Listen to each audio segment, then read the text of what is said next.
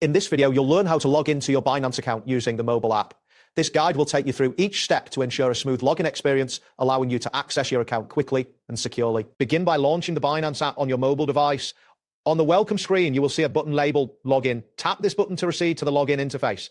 It is important to ensure that your internet connection is stable to avoid any interruptions during the login process. Next, you will need to enter your credentials.